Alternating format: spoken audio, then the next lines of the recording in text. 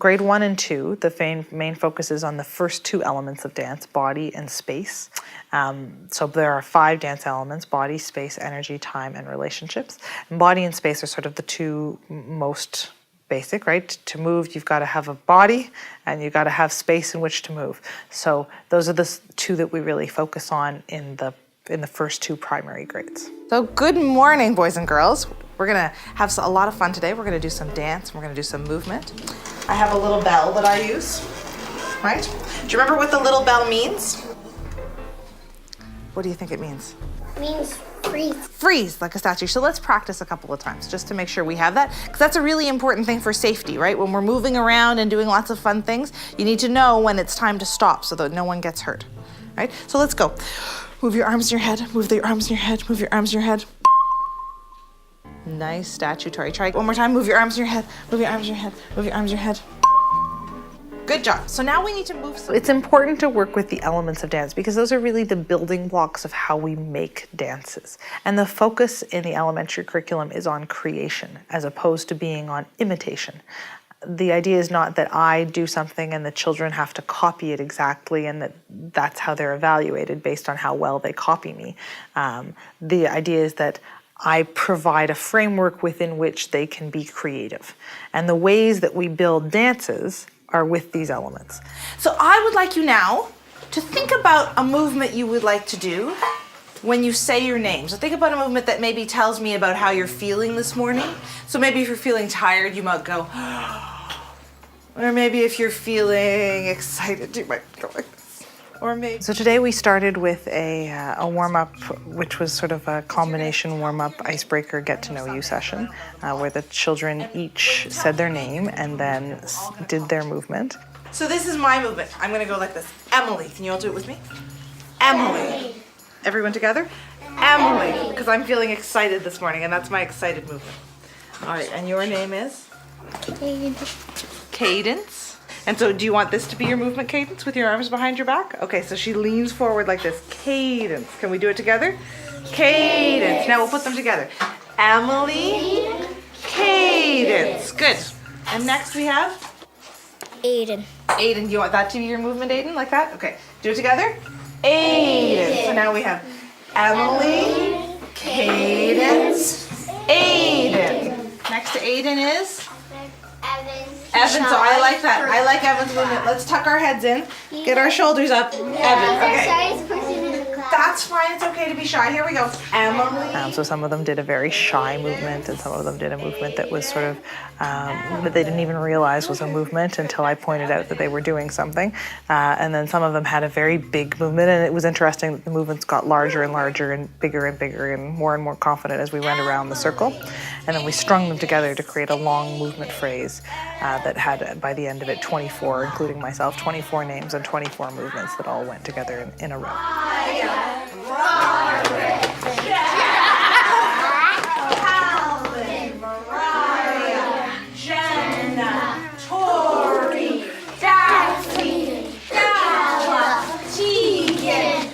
This is an activity that could be done throughout the day in a more informal way as opposed to being in a circle. You could certainly have children do this at their desks with a movement involving just their arms and their upper bodies and their heads.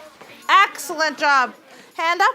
Give yourself a pat on the back. You did a great job. Very good. It serves a bunch of purposes. It got me familiar with their names because they weren't students that I spent every day with. And it also gives me something to hang the names on, that movement, that sense of how they're feeling. And it also helps me to see, it gives me the chance to observe what their movement vocabulary is like as we go through a warm-up, because I sort of see, okay, this kid's very prone to taking wild risks. They want to stand on their head.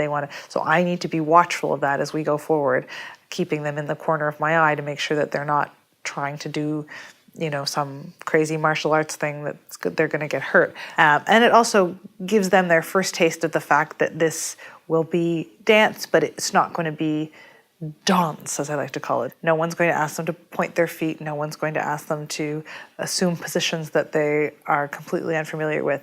That the little shoulder shrug that they do when they're nervous, that can be dance too. When I say go, I would like you to find a spot in the room that's all to yourself, where you're not too close to anyone and you're not too close to anything. And I know that's gonna be a bit challenging in this space, but you can do it. Are you gonna be under a table? No. Are you gonna be leaning on a wall? No. Go. Oh, Good job, Fisher. So next we're going to do a more formal warm-up. All right, so we're gonna start at the tops of our heads, and we're gonna just give ourselves a little pat down. Can you give yourself a little pat down? Just like a gentle, imagine you're petting a cat maybe, but it's your own head instead of petting a cat. And then you're gonna pet your face. And give yourself a little pat. Just gentle, gentle, gentle, gentle, gentle. Good, and then can you pat your shoulders? They went through opening and closing movements, which they really, really like, opening and closing. Then we move a top half, bottom half, right half, left half of our body. 1, 2, 3, 4, 5, 6, 7, 8. Good, you can count with me.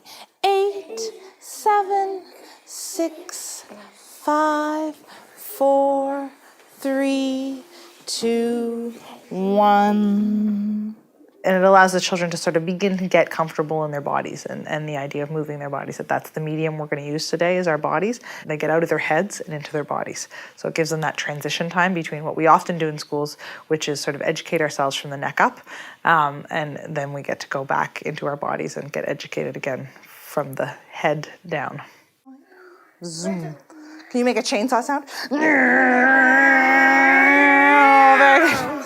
Now we're gonna glue the left side of our body, and you're only gonna move the right side.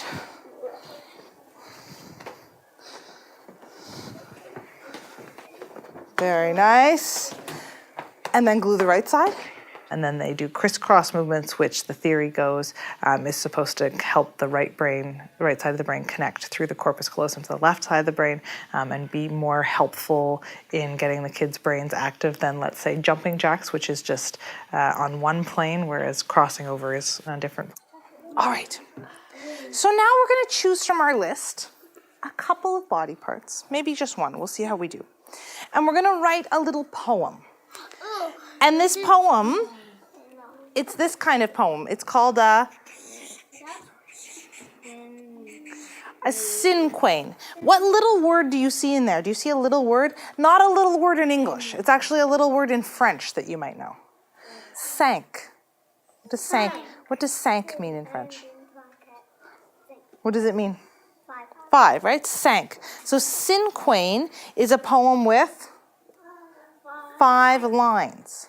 5 lines. It's a very short little poem. And then we picked one body part, and they picked the back, which I thought was an interesting selection, a bit of a hard one to write about, really. And so we wrote a Cinquain that described the back, some adjectives to describe it, some moving words, some verbs to describe it, a short sentence, and then one last sort of summative piece.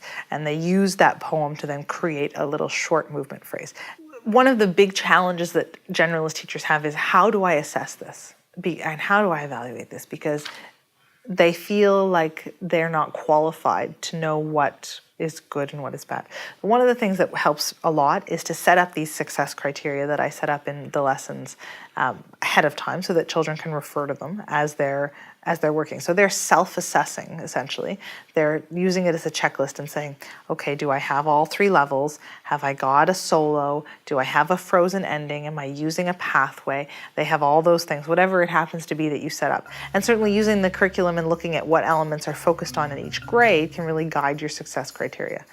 I would like your dance to show the poem. So when someone listens to the poem, they might get pictures in their head, and you're going to use those pictures that you get in your head when you hear our poem to create your dance. You're going to use different levels. When we were moving in this space, were we always on our feet? No, sometimes we were on our knees, sometimes we were on our bums, sometimes we were lying on the floor, right? And that's using different levels. Using high level movements, middle level movements, and low level movements, right? So that you're not always standing. Understand? Yeah. You're gonna find a spot in the room where you wanna work. This is an easy way to do dance composition. These blue words, these are the locomotor movements. So we say locomotor, and that's our dance word for traveling. So there are 8 basic traveling movements, and those are on the cards. And then there are these 4 basic shape types, which are also on the cards. So it makes it an easy way for the kids to compose a dance. They decide how they jump. They decide what the roll looks like. It could be a log roll. It could be them doing a forward roll. It could be them rolling on their knees. It's entirely up to them what the movement winds up looking like and how it winds up feeling. But the sequence is established by these cards. So it just gives them some parameters.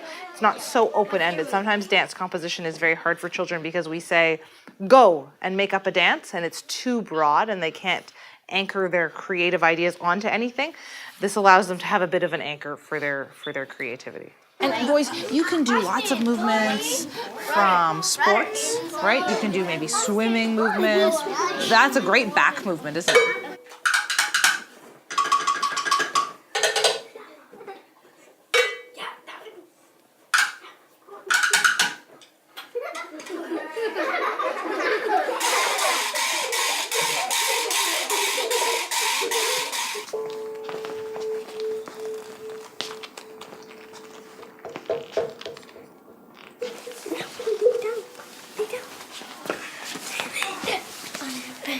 Slow music, happy music, sad music, soft music, loud music. What kind of music do you think you'd like? This is Mr. Brompton over here. And tell him what you think you'd like your music to be. Loud music. Loud music?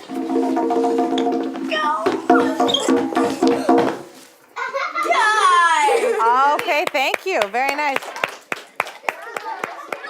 So that helps the children to self-assess. It also helps them to refer back to give feedback. And it also helps you as you're going around to give feedback and say, you sure you have this?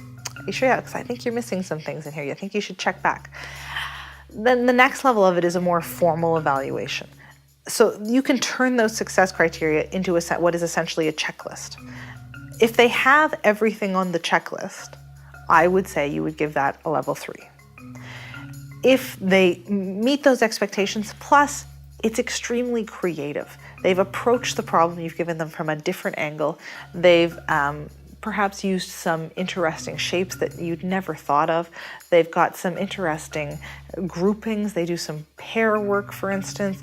Well, then that would take it above 3 into a 4. And the other levels would be for if they've missed some things, right? Maybe they weren't self-assessing, and maybe they did miss some things, or maybe they really didn't meet the expectations at all. Now, wherever you are in the room, I want you to do 8 more swings. Here we go, not sitting on your bum. Ready? 1 and 2 and 3 and 4 and 5 and 6 and 7 and 8 little runs. Slow, not so fast. You may have some students observe while other students are moving. You may have some students create music using rhythm instruments while other students are moving, and then have them switch so that one group watches the other group for a while, and then they switch so that you're using the same space, but you're reducing the number of people moving in the space. And kids, after they've moved their desks a few times, they're very good at it, and they'll do it very quickly. There are classrooms where it's very challenging, where there are fixed desks, for instance, science labs that have been converted into regular classrooms, and that is, I grant you, very challenging. You can do things in narrow corridors, you can do things in spaces in between. You just choose the activities that you're going to do in the classroom and save the activities that are not that suited to a small space for the bigger space. And you may also, choose your grouping so that some kids are frozen while other kids are moving, so that there's not as many kids moving in a small space at once, which reduces the number of collisions that are possible. Good. Now show me a straight shape. What's your ending?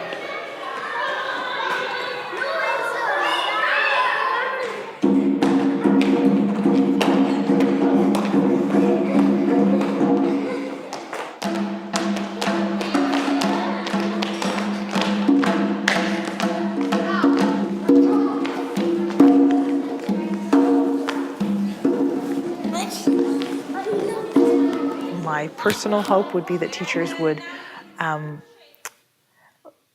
be hard-pressed to find places where they couldn't use movement to teach the curriculum. There are lots of places where you can teach movement or use movement to teach other subject areas. Science, there's tons of movement in science. Molecules move, atoms move, structures move, plants move, animals move. There are tons of places. Now, is that all formally dance? Well, there's some internal debate about that. Dance and movement can be integrated into all your curriculum areas, and it can also be taught as its own art form. It's not a choice that you have to make. I would like to hear a high-low, which means I would like to hear about the part that you liked the most today, and if there was a part that you didn't like so much, I can hear about that too. Christopher. I like everything! You liked everything. That's great. Michaela. One little part that I didn't. That's okay, yeah. Tell me. That we used a little too much that my legs started to. Your legs started to, you got tired by the end. It was a long day of dancing, you're right. It was a long day of dancing. John? I think there are lots of great opportunities to integrate, and I think there are lots of places where dance is really very easy to integrate. And my sincere hope is that teachers, that they take themselves in hand and they really try this. And don't just try it once, try it several times, because it might take you more than once to get good at it. You don't need specialized dance training. You don't need to have spent hours and hours in pink tights and shoes to know how to do this. I would like you to all give yourselves a big, big round of applause. Here we go. Yeah. It's very much natural movement that we're just expanding, movements that you already know how to do, movements that the kids already know how to do, that we're expanding and building upon and making into art and just reframing our perspective on it. So seeing it as dance, choosing to see it as dance as opposed to just choosing to see it as regular human movement. It's a little noisy, it's sometimes a little chaotic, and we have to get our heads around that that's sometimes what education looks like. Sometimes education is noisy, sometimes education is a bit controlled chaos, but the kids are learning, and the kids are doing, and the kids are communicating, and the kids are writing, and the kids are reading, and all that is happening concurrently with this dance activity. So be brave, go for it.